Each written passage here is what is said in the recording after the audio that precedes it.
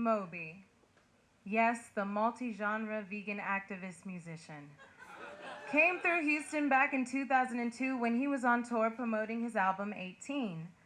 Being the space exploration buff that he is, he could not turn down the opportunity he was given to head up an informal discussion on space exploration at NASA, which would include a private concert open to NASA employees only.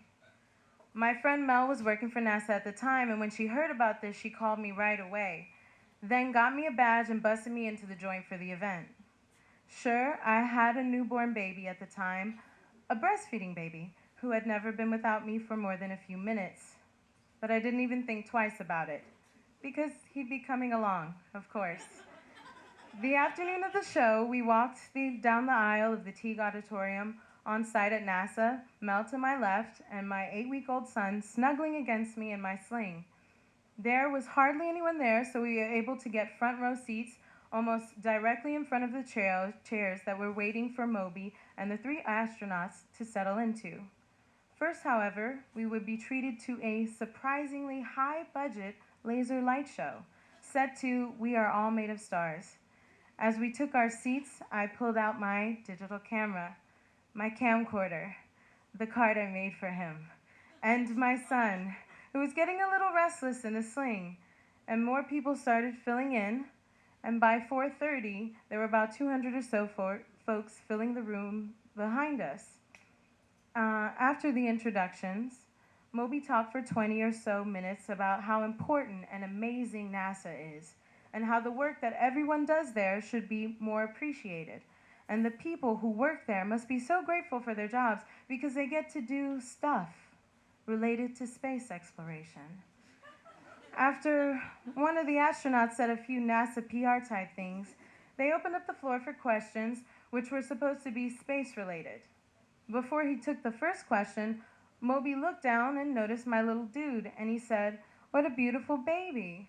What's his or her name?" And I said, "Thank you. Sagacious Star."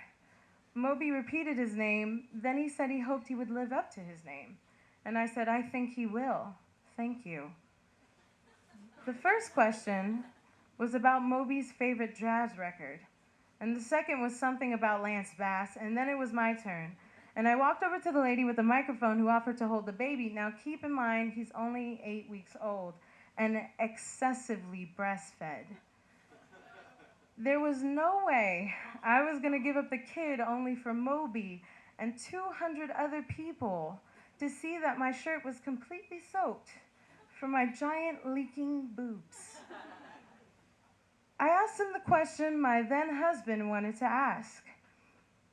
Are you familiar with John Carmack's interest in rocket propulsion, and if so, would you consider doing a project with him, whether it be game-related or having to do with aerospace?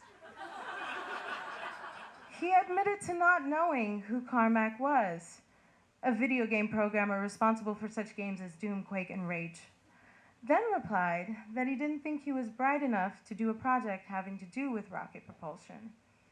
I then asked Melissa to ask him what kind of music he thinks he listens to when he thinks of space, and he answered, of course, David Bowie. I remember getting kind of pissed off at myself later on because I eventually thought of a much better question. This was 2002, and there was substantial conversation going on around weaponizing space, possibly mining the moon.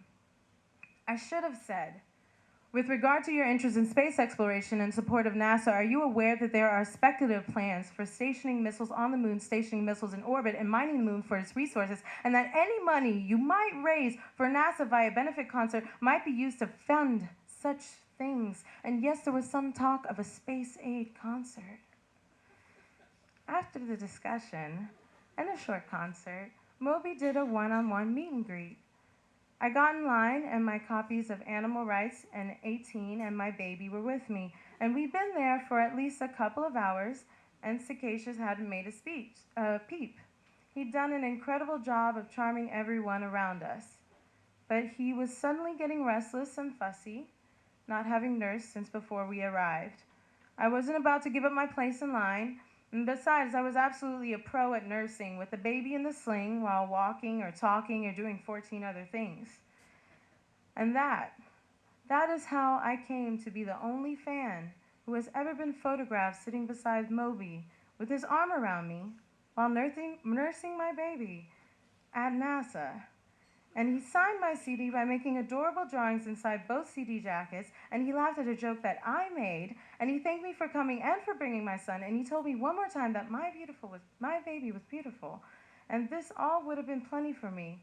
But the very next day, in a blog post about something completely unrelated, he used the word sagacious. Now, I'm really not one to grasp at straws, but it's not exactly a word that gets thrown around casually.